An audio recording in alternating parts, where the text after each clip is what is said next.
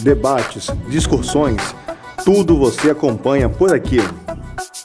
Faça você também parte do canal Governo Exposto.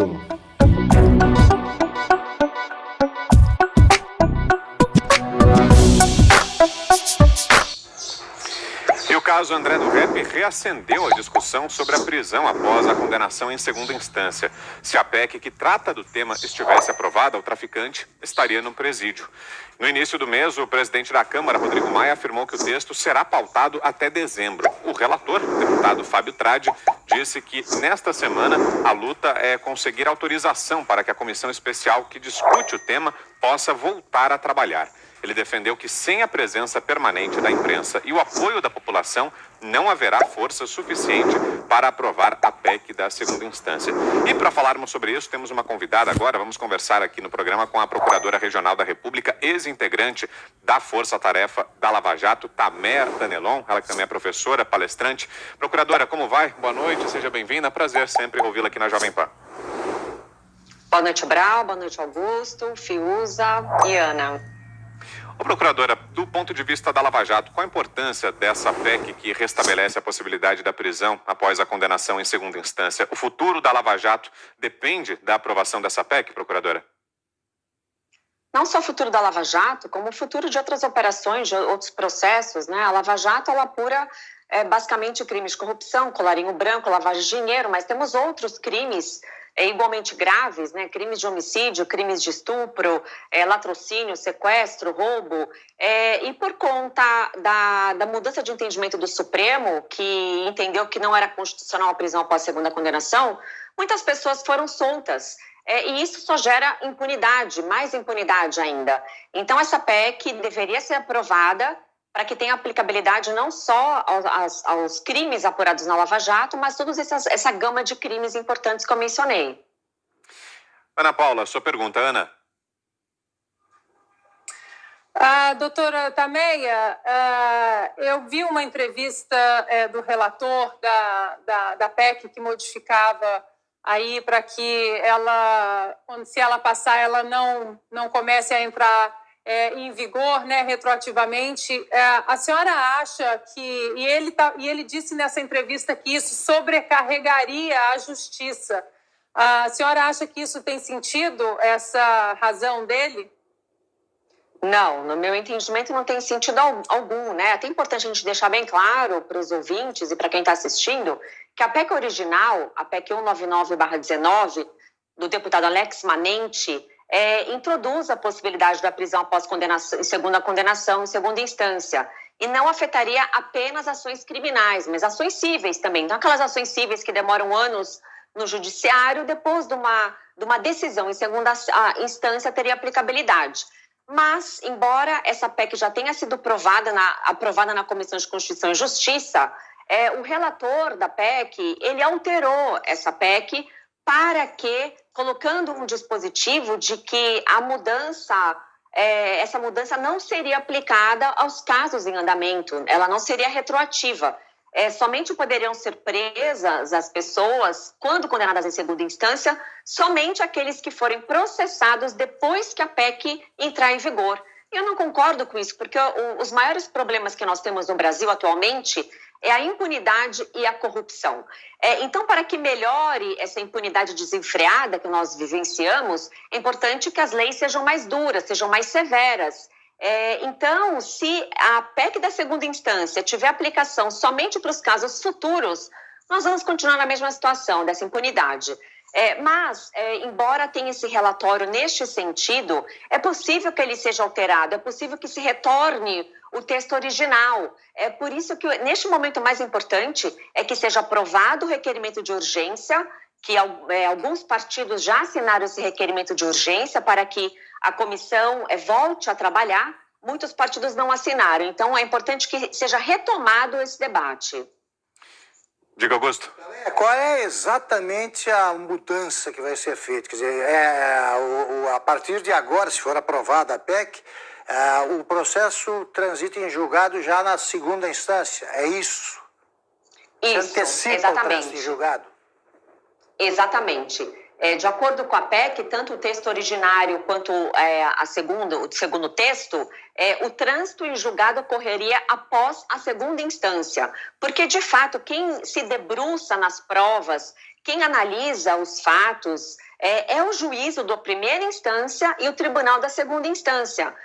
Até é proibido que o STF e o STJ reanalise as provas, né? Então, embora o nosso sistema atual entenda que a quarta que só teria o trânsito após todas as instâncias, em tese, somente esses dois primeiros degraus que analisam as provas dos autos, né? Então, com essa PEC, após a condenação em segunda instância, a sentença já seria executada, ou seja, ela já seria aplicada e as pessoas seriam presas. Mas, reitero, se for aprovado o texto com essa alteração, essa aplicabilidade da prisão seria somente para os casos futuros. Não teria aplicação para as pessoas que ainda estão respondendo o processo, que estão condenadas em primeira instância. Temos aquilo que é de melhor. Maior praticidade e qualidade insuperável. Tudo isso você encontra aqui na Resusc Mania. Venha correndo e tenha você também hoje a sua Tapoé. Guilherme Fiuza, sua pergunta, Fiuza. Procuradora, essa é uma matéria que aqui no popular a gente diz que está enguiçada no Congresso Nacional, é uma urgência nacional, a população tem essa percepção. Qual é o seu prognóstico? A senhora certamente conversa com muita gente. Qual é o seu prognóstico em relação a voltar a tramitar agora na Câmara? Olha, seria de extrema importância que ela volte a tramitar, né? Porque, como eu salientei, a corrupção e a impunidade são os maiores problemas que temos no Brasil.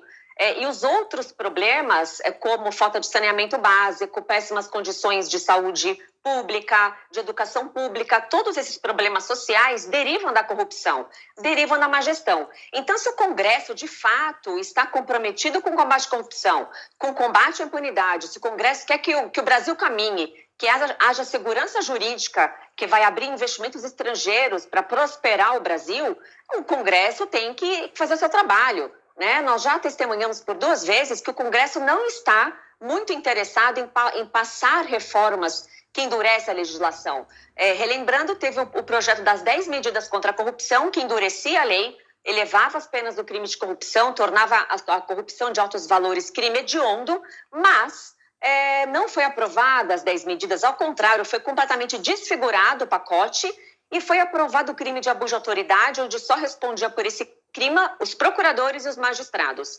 Tivemos no começo do ano o projeto anticrime do ex-ministro da Justiça, onde ele previa a possibilidade da prisão após segunda condenação. Nesta parte também não foi aprovada. Então, a sociedade está concedendo uma terceira chance para o Congresso, uma terceira chance para os deputados e senadores, para que mostrem o compromisso com a sociedade, mostrem os anseios da sociedade. A sociedade quer se sentir mais segura.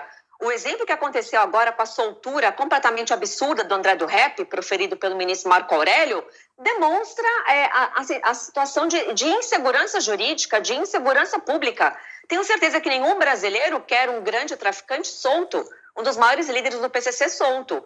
Assim como nenhum brasileiro quer um grande corrupto que tenha roubado milhões e bilhões dos cofres públicos solto. Então é importante que seja aprovado esse requerimento de urgência para que sejam retomados os trabalhos da comissão e que posteriormente seja aprovada a PEC, de preferência o texto original. Procuradora, a senhora chamou atenção agora para esse problema, né, para o fato de que as mudanças podem valer apenas para condenações futuras, mas mesmo que os parlamentares modifiquem isso e façam com que as mudanças trazidas por essa PEC valham já para condenações existentes. A senhora acha que existe o risco de a questão ir parar no Supremo Tribunal Federal e aí o STF decidir que a proposta é inconstitucional porque a lei só pode retroagir em benefício do réu? É possível que isso vá parar na Justiça e haja esse risco? Então, antes disso, eu vou só fazer uma pequena explicação. É o seguinte, nós temos 2 tipos de normas. Nós temos normas de direito penal e normas de direito processual penal, que é norma de direito penal? É uma norma que cria um novo crime, por exemplo, criar o enriquecimento ilícito, tornar o enriquecimento ilícito um crime, ou uma norma que aumente as penas do crime de corrupção, etc. Então, essas normas de direito penal, elas não podem retroagir, só podem retroagir para beneficiar o réu. Então, vamos supor que seja abolido o crime de furto, por exemplo. Ela vai retroagir. Todas as pessoas condenadas por furto vão ser absolvidas. Por outro lado, nós temos as normas de processo penal, que são aquelas normas que dizem respeito a recursos, a procedimento, a prazos processuais. Essas normas, elas têm aplicabilidade imediata. Elas atingem todos os processos em andamento. Então, isso é pacífico, isso não há questionamento algum em relação a isso. E essa PEC, que no texto original abole 2 recursos, né, que o texto original ele tira o recurso especial e o extraordinário, que são aqueles recursos que levam os processos para o STJ e para o STF. Como se trata de norma processual de recursos, a aplicabilidade é imediata. Por isso que eu não tenho concordância com essa possibilidade de se aplicar essa PEC só para os casos futuros. Seria ilógico, seria contra o processo penal. Voltando para a sua pergunta, se você disse que se caso fosse aprovada a PEC e se ela tivesse efeitos imediatos, se haveria algum risco de alguém ajuizar uma ação direta de inconstitucionalidade? Sim, risco sempre há. Nós sabemos que existem excelentes advogados criminalistas que querem fazer de tudo para beneficiar seus clientes e possíveis clientes. Então, com certeza, seguramente, vai ter algum advogado, algum jurista que tenha um perfil mais progressista, mais de esquerda, que seja contra a prisão dos corruptos e dos criminosos, que pode levar essa questão ao Supremo. Agora, daí a questão vai ficar para o Supremo avaliar. E se o Supremo entender pela inconstitucionalidade, nós teremos um grande problema e vamos continuar com essa impunidade desenfreada. Ana Paula, sua pergunta, Ana. Doutora Tameia, a senhora trabalhou na Lava Jato e nós, brasileiros, nós testemunhamos que todos os processos daqueles políticos, né, com foro privilegiado, chegava no STF ali, demorava, parava, enfim. E os que corriam ali na primeira instância, na segunda, eles tinham uma celeridade.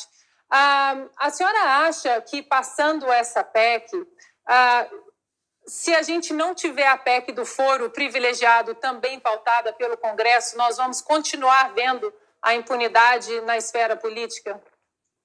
Excelente pergunta, Ana Paula. A PEC do foro privilegiado também tem uma igual importância, extremamente relevante, porque atualmente mais de 55 mil pessoas têm o foro privilegiado, que é o foro por prerrogativa de função. Eu tenho o foro privilegiado, todos os promotores, juízes, governadores, prefeitos, deputados, senadores. Isso não é certo, porque todos são iguais perante a lei.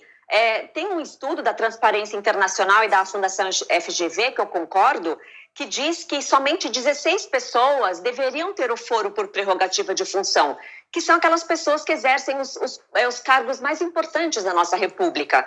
Quem seriam essas 16 pessoas? Os 11 ministros do Supremo, o presidente da República, o vice-presidente da República, o presidente da Câmara, o presidente do Senado e o procurador-geral da República. Os demais devem ser julgados na primeira instância. Por quê? Porque, infelizmente, existem muitos deputados, muitos senadores, juízes também envolvidos em crimes.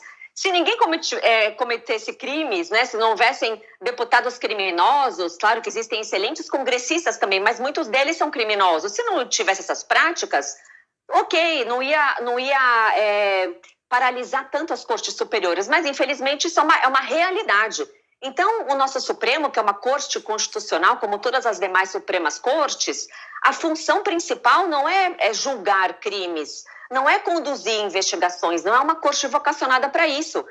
Então, quando chega uma ação penal, eles têm mais dificuldade para conduzir. Além disso, são 11 ministros apenas, que têm vários processos para serem julgados, né? Por exemplo, a Lava Jato em Curitiba já condenou, em segunda instância, mais de 130 pessoas. O Supremo, na Lava Jato do Supremo, nem 5 pessoas foram condenadas, né? O caso do Mensalão demorou 6 anos para ter um decreto condenatório. Depois de 6 anos, muitos crimes prescreveram, crime de quadrilha, etc. Então, a PEC do foro privilegiado é importantíssima, porque atualmente muitos políticos corruptos usam esse foro privilegiado para se proteger e para ficarem impunes, né? Temos um exemplo da deputada Flor de Lis, que tudo indica que ela colaborou no assassinato de seu marido, embora ela não tenha sido condenada ainda, só que ela não pode ser presa. E teriam todos os elementos de uma prisão preventiva a situação dela, mas por conta do foro, por conta desses privilégios, a justiça não é feita. E só um detalhe, essa PEC é de 2013 e até hoje está parada. Muito bem, essa é a procuradora Taméia Danelon, esteve conosco aqui em Os Pingos nos Is. Obrigado pela entrevista, procuradora. Ótima semana por aí, boa noite. Obrigado mais uma vez. Eu que agradeço, boa noite a todos e ótima semana para todos. Olá, não se esqueça de se inscrever no canal, ative o sininho para não perder novos vídeos, deixe seu like e comente aqui o que você achou do assunto. Até o próximo vídeo.